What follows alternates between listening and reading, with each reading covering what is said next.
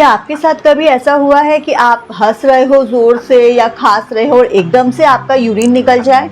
अगर आपने ये चीज़ एक्सपीरियंस करी है या आप करते हो तो ये वीडियो आपके लिए। Hey all, this is doctor Swati Verma और आज हम बात करेंगे यूरिनरी इनकॉन्टिनेंस के बारे में। ये कोई डिजीज़ नहीं है, ये एक सिम्टम है अंडरलाइंग कंडीशन की वजह से जो कि प्रोड्यूस होता है। तो इसी बारे में हम इस वीडियो में डिस्कस करेंगे। तो सबसे पहले इसके टाइप्स के बारे में हम जान लेते हैं। तो इसके कॉमन टाइप्स अगर हम देखें तो एक होता है स्ट्रेस इनकॉन्टिनेंस, जो कि किसी प्रेशर की वजह से हम खांस रहे हैं, छींक रहे हैं या कुछ हैवी लिफ्ट कर रहे हैं तो ब्लैडर जो है वो अपना कंट्रोल खो देता है और प्रेशर की वजह से जो है यूरिन लीकेज हो जाता है। सेकंड नंबर पे होता है अर्ज इनकॉन्टिनेंस। अगर ब्लैडर में किसी प्रकार का कोई इन्फेक्शन है, जैसे यूरिनरी ट्रैक इन्फेक्शन रहता है, तो वो ब्लैडर को इरिटेट करता है, जिससे ब्लैडर ओवर एक्टिव हो जाता है और एकदम सडन अर्ज जो है वो यूरिन की होती है और यूरिन पास आउट हो जाती है। थर्ड नंबर पे अगर हम देखें तो ये रहता है हमारा ओवरफ्लो इनकॉन्टिनेंस, मतलब ब्लैडर पूरी तरीके से एम्प्टी नहीं हो पाया है और उसकी वजह से यूरिन करने के बाद भी जो है वो ड्रिबलिंग ऑफ यूरिन, मतलब बूंद बूंद जो यूरिन है वो निकलता रहता है। चौथे नंबर पे अगर हम देखें तो मिक्स्ड इनकॉन्टिनेंस ज़्यादातर लोगों में देखा गया है, जिसमें अर्ज इनकॉन्टिनेंस और स्ट्रेस, मतलब इन्फेक्शन रहेगा, यूरिनरी ट्रैक इन्फेक्शन रहेगा और साथ में प्रेशर अगर पड़ेगा, खांस रहे हैं, छींक रहे हैं तो यूरिन पास आउट हो जाता है। अब हम बात करते हैं कि इसके कारण क्या हैं। अगर हम एक नॉर्मल देखें कि एक नॉर्मल कॉज क्या होता है, तो जो एज्ड पीपल होते हैं, बूढ़े लोग जो रहते हैं, वो उनका जो पेल्विक मसल्स, ब्लैडर वो ऑलरेडी कमज़ोर रहता है, तो उनमें ये चीज़ काफ़ी नॉर्मल रहती है। या कोई प्रेग्नेंट वुमेन है, क्योंकि प्रेगनेंसी में काफ़ी ज़्यादा वेट जो है वो ब्लैडर के ऊपर पड़ता है, जिसकी वजह से इनकॉन्टिनेंस ऑफ यूरिन का लीकेज हो जाना बहुत ही कॉमन है। या आफ्टर चाइल्ड बर्थ के बाद मसल्स जो है वो बहुत वीक हो जाती है, जिसकी वजह से कुछ समय तक ड्रिबलिंग ऑफ यूरिन या यूरिन लीकेज जो होता है वो फीमेल एक्सपीरियंस करती है। अगर इसके कॉजेज़ की हम बात करें तो अगर मसल्स में देखेंगे तो पेल्विक मसल वीक हो जाती है किसी कारण की वजह से, जो कि मेनली चाइल्ड बर्थ या प्रेगनेंसी या फिर किसी ने सडन वेट जो है वो रिड्यूस करा है।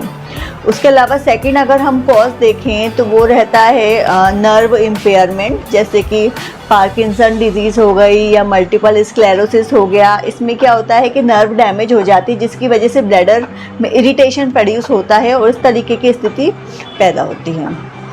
उसके अलावा हम अगर देखें तो कुछ जो फूड्स रहते हैं वो ब्लैडर इरिटेंट की तरह काम करते हैं, जैसे कैफ़ीन हुआ या फिर जो आर्टिफिशियल शुगर रहती है या आर्टिफिशियल स्वीटनेस रहते हैं वो ब्लैडर को इरिटेट करते हैं। तो कैफ़ीन लेने के बाद या फिर आर्टिफिशियल स्वीटनर किसी जूस वगैरह में हम लेते हैं तो सडन अर्ज ऑफ यूरिन होता है और कभी कभी हम उसे कंट्रोल नहीं कर पाते और यूरिन जो है वो लीकेज हो जाती है। अब उसके अलावा कुछ स्पेसिफिक मेडिसिन्स रहती है जो कि ओवरफ्लो या ओवर एक्टिव कर देती है ब्लैडर को, जिसमें जो रहती है जो ब्लड प्रेशर की जो मेडिसिन रहती है या मसल्स रिलैक्सेंट रहती है या सीडेटिव्स रहती है। ये जो कुछ दवाइयाँ रहती है ये ब्लैडर को ओवर एक्टिव करती है और साथ में ये ब्लैडर इरिटेंट की तरह काम करती है, तो जिसकी वजह से क्या होता है ब्लैडर जल्दी जल्दी फुल होता है और साथ में क्या होता है कि ब्लैडर की जो मसल्स रहती है जो कि उसके मूवमेंट को कंट्रोल करती है, यूरिन को, वो अपना कंट्रोल खो देती है, जिससे यूरिन लीकेज होना बहुत ज़्यादा कॉमन रहता है। तो कुछ कॉजेज़ हुए। अब इसका मैनेजमेंट कैसे करें? ये जो कंडीशंस रहती है ये ट्रीटेबल रहती है। अगर नॉर्मल रहती है तो हम इसको ट्रीट कर सकते हैं। जैसे पेल्विक मसल्स अगर किसी की वीक है तो ऐसे में कुछ स्पेसिफिक एक्सरसाइजेस होती है, जैसे कि कीगल पोज या जिसको ब्रीच पोज भी बोलते हैं, वो बहुत ज़्यादा हेल्पफुल रहती है इस कंडीशन से उबरने के लिए। उसके अलावा रहता है ब्लैडर ट्रेनिंग। ब्लैडर ट्रेनिंग का मतलब होता है कि क्या कि हम यूरिन जो जितनी बार जा रहे हैं उस टाइम को हम बढ़ाने की कोशिश करें। अगर हम दो दो तीन तीन बार, चार चार बार जा रहे हैं, तो उसको हम हाफ करने की कोशिश करें। तो इससे क्या होता है कि हमारा जो ब्लैडर है वो धीरे धीरे धीरे ट्रेंड हो जाता है, और फिर अब उसकी जो मसल्स रहती है वो उस कंडीशन के लिए अडेप्ट हो जाती है कि उसको इतने पर्टिकुलर समय में ही यूरिन जाना है, और वो अपना कंट्रोल यूरिन पर बनाए रखता है। हम हमारी डाइट पर फोकस कर सकते हैं। अगर हम स्मोकिंग, अल्कोहल कुछ अगर आप लेते हो या डाइटरी फूड ज़्यादा लेते हो, तो उसको थोड़ा सा अगर आप कंट्रोल करेंगे तो उससे ये वाली कंडीशन जो है वो प्रोड्यूस नहीं होगी। अब ये जो कंडीशंस रहती है इसको हम अवॉइड नहीं कर सकते हैं, क्योंकि ये अपने अंदर कुछ बड़ी डिजीज़ को छुपाए रख सकता है।